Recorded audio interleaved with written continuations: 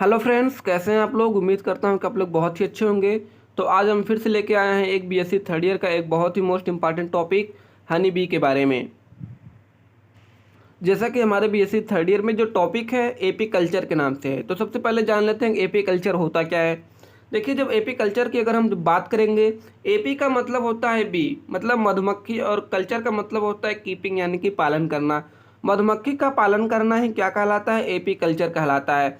अगर हम AP culture के डिफिनीशंस की बात करें तो AP culture is the scientific method of rearing of honey bee. So AP culture simply define है। तो देखिए, साइंटिफिक मेथड से वैज्ञानिक तौर से हनी बी का निर्माण करना, उसको क्या कहते हैं, एपी कल्चर क्या कहते हैं। दूसरी डिफिनेशन ऐसे लिख सकते हैं, care and management of honey bee का देख रेख करना, और देख रेख करने के पश्चात प्रोडक्शन ऑफ हनी का प्रोडक्शन करना, हनी का निर्माण करना। And wax are called apiculture or beekeeping, यानी कि मधुमक्खी का देख रेख करना और उससे हनी का प्रोडक्शन करना, और वैक्स यानी कि मोम का प्रोडक्शन करना, निर्माण करना ही क्या कहलाता है, एपी कल्चर कहलाता है। The area in which care and management of bee that are area the called apiary. जिस एरिया में मधुमक्खी का देखरेख किया जाता है उस एरिया को एपियरी कहते हैं, और जिसके द्वारा किया जाता है उसको हम एपियरिस्ट कहते हैं। तो अब हम सबसे पहले बात करते हैं मधुमक्खी के सिस्टमेटिक पोजीशंस के बारे में। देखिए, इसका जो फाइलम होता है, फाइलम आर्थ्रोपोडा होता है, क्लास इंसेक्टा होता है, आर्डर हेमिप्टेरा होता है, जीनस एपिस होता है। और दूसरी चीज़, honey bee is a social insect. जो हनी बी होती है एक प्रकार की सोशल इंसेक्ट है, यानी कि सामाजिक कीट है। और the colony of bee is called honey comb. जो मधुमक्खी का जो कॉलोनी का जो कम्ब होता है उसको हम क्या कहते हैं, हनी कम्ब कहते हैं। इसकी जो कॉलोनी होती है उसको हम हनी कम्ब कहते हैं। और जो हमारी हनी बी होती है, हनी बी की बहुत सारी स्पीसीज पाई जाती हैं। जैसे हो गया आपका एपिस डोरसेटा, इसको हम रॉक बी कहते हैं क्योंकि ये चट्टानों में सबसे अधिक पाई जाती है। दूसरा होता है एपिस इंडिका, एपिस इंडिका को हम इंडियन बी कहते हैं, इंडिया में पाई जाती है। एक होता है एपिस फ्लोरिया जिसको हम लिटिल बी कहते हैं क्योंकि साइज में छोटी होती है। एक होता है एपिस मेलिफेरा जो कि जिसे हम यूरोपियन भी कहते हैं, यूरोप में पाया जाता है। जैसा कि अभी भी मैंने बताया कि Honey bee is a social insect. जो हमारी हनी बी होती है एक प्रकार की सामाजिक कीट है, और हनी बी को उसके कार्य के अनुसार 3 भागों में बांटा गया है, यानी कि इसकी 3 कास्ट हो जाती हैं। सबसे फर्स्ट जो कास्ट होता है उस वो होता है क्वीन। क्वीन को हम क्या कहते हैं, फर्टाइल फीमेल कहते हैं। और जो मेरा ड्रोन है, ड्रोन को हम क्या कहते हैं, फर्टाइल मेल कहते हैं। और जो हमारी वर्कर होती हैं, वर्कर को हम स्टेराइल फीमेल कहते हैं। ठीक है, तो हम एक एक करके देख लेते हैं। सबसे पहले हम देखेंगे क्वीन के बारे में। जब हम क्वीन की बात करेंगे, queen bee is only fertile female. ये क्या होती है, एक प्रकार की फर्टाइल फीमेल होती है। इसकी जो साइज होती है सबसे बड़ी होती है, सभी मधुमक्खियों से इसकी साइज बड़ी होती है। इसका जो साइज होता है कितना होता है, 15 से 20 mm होती है इसकी लंबाई। और फीड ओनली रॉयल जेली, ये केवल रॉयल जेली ही खाती हैं। और इसमें वैक्स ग्लैंड नहीं पाई जाती, जो मोम बनाने वाली ग्रंथि होती है इसमें नहीं पाई जाती, एब्सेंट होती है। और इसका जो जीवन काल होता है, लाइफ स्पैन ऑफ होता है 2 से 5 साल होता है। और ये एक दिन में 1500 से 2000 एग लेइंग करती हैं। The egg laying the rate of 1500 से 2000 पर डे। अब हम दूसरे हनी की बात करें तो होता है ड्रोन।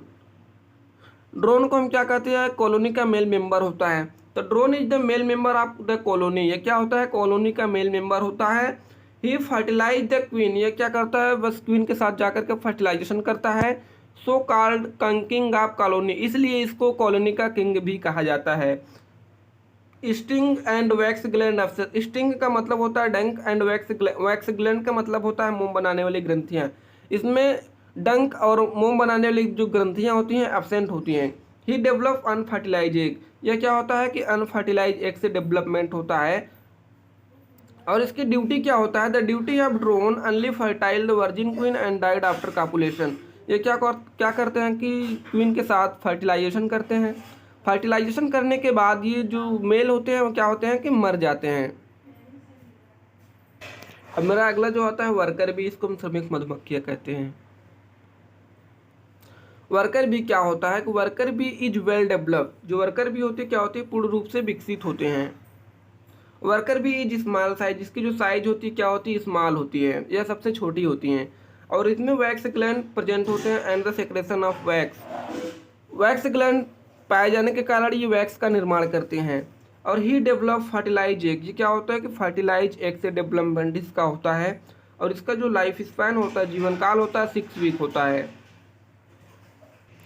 तो हम जानते हैं इसकी लाइफ साइकिल के बारे में। तो देखिए, जो हमारी क्वीन होती है मैथुन के पश्चात ये एक अंडे दे देती हैं। जो हमारी क्वीन होती है एक उस मैथुन के पश्चात अंडे देना स्टार्ट कर देती है। तो अंडे के कुछ दिन के बाद, 3 से 4 दिन के बाद उससे लार्वा निकलता है। फिर यह लार्वा डेवलपमेंट कर लेता है अपने आप को। डेवलपमेंट करने के बाद यह चेंज हो जाता है प्यूपा में। और फिर यह प्यूपा अपने आप को 5 से 6 माउल्टिंग करने के बाद एडल्ट में फिर ये चेंज हो जाता है। इस प्रकार से इसकी लाइफ साइकिल चलती रहती है।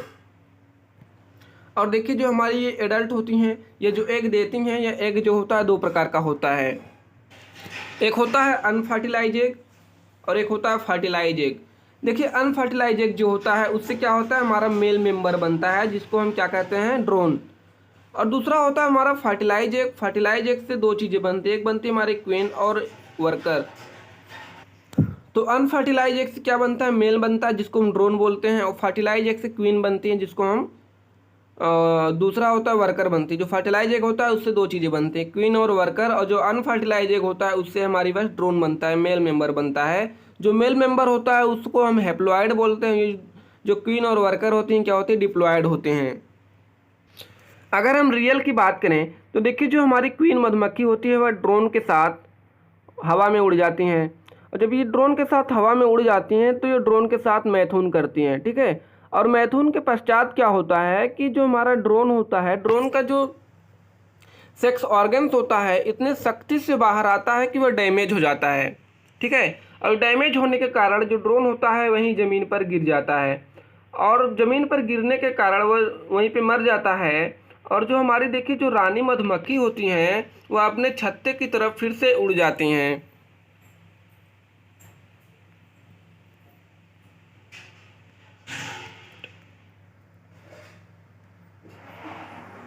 और अब छत्ते के पास उड़ने के बाद ये चली जाती हैं अपने छत्ते में।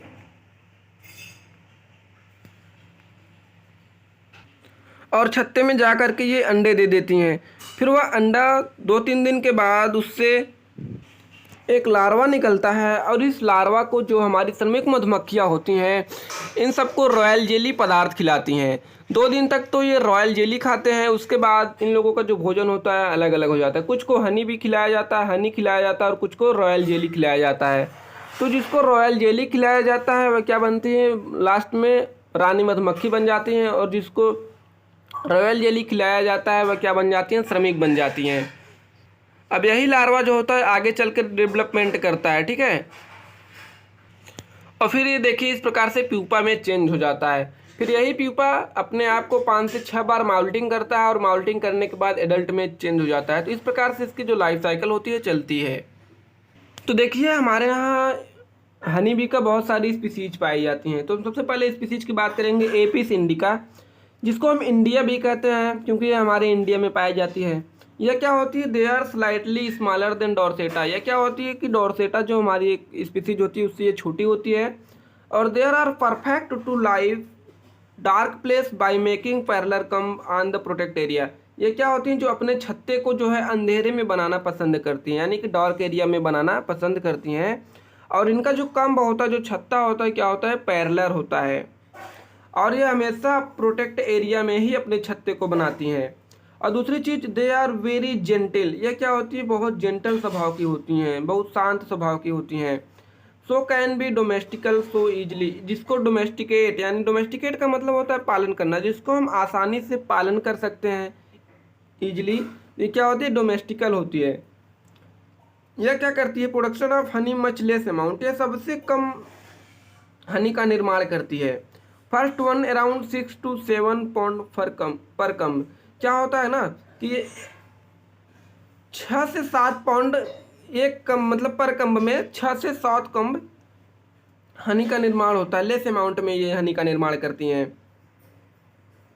और जो मेरा दूसरा स्पीसीज है एपिस फ्लोरिया, ये क्या होती है, they are smaller than dorsata and Apis indica. ये क्या होती है, एपिस डोर्सेटा और एपिस इंडिका से भी ये छोटी होती हैं। And yield small amount of honey, ये सबसे कम हनी का निर्माण करती हैं। ही प्रोड्यूस 250 ग्राम से 1 केजी हनी पर ईयर। ये पर ईयर यानी कि एक साल में 250 ग्राम से 1 किलो तक हनी का निर्माण करती हैं एपिस फ्लोरिया, जिसको हम लिटिल बी कहते हैं। अब जो मेरा अगली स्पीसीज आता है एपिस डोरसेटा, जिसको हम रॉक बी कहते हैं। यह क्या होती है? It is largest honey bee. यह क्या होती है? सबसे मतलब कि अन्य मधुमक्खियों से बड़ी होती है। विच इज अबाउट 20 mm इसकी लेंथ होती है। इसकी जो साइज होती है 20 mm होती है, जिसको हम जियंट बी कहते हैं। इसको हम जियंट बी इसलिए, जियंट का मतलब होता है विशाल, यानी कि इसकी जो साइज होती है बड़ी होती है, इसलिए इसको विशाल भी कहते हैं। ठीक है। A single Honey comb make 60 pound, 27 kg Honey, यानी कि एक कम्ब में 27 kg हनी का निर्माण होता है। यानी कि सबसे ज़्यादा हनी का निर्माण एपिस डोरसेटा रॉक बी में होता है। ठीक है। देयर आर वेरी एक्टिव, ये क्या होती है? वेरी एक्टिव होते हैं and due to their ferocious nature. अब देखिए फेरोसियस नेचर क्या होता है? फेरोसियस का मतलब होता है क्रूर, गुस्सा। ये जो होती है एपिस डोरसेटा जो होती हैं वह गुस्सैल नेचर की होती हैं। There are non domestical, there are non domesticable. Domesticable का मतलब हमने बताया था कि पालन करना, और यहाँ पे नॉन डोमेस्टिकल है। नॉन डोमेस्टिकेबल का मतलब जिसका पालन न किया जा सके, इसलिए नॉन डोमेस्टिकेबल होती हैं, ये जिसका पालन नहीं किया जा, इसको हम आसानी से पालन नहीं कर सकते हैं, जैसे एपिस इंडिका का किए थे। ठीक है। ये तो हो गई इसकी 4 प्रकार की स्पीसीज। तो हम देखेंगे कि केमिकल कंपोजिशन ऑफ हनी, जो हमारा हनी होता है, हनी में पाया क्या किया जाता है। तो उसमें जब देखेंगे तो उसमें levulose 38.10%, dextrose 2.28%, maltose 8.81%, enzymes 2.21%, water 17.20%। तो ये सब इतना चीज़ें हनी बी के अंदर देखने को मतलब जो हनी होता है हमारा उसके अंदर देखने को मिलता है।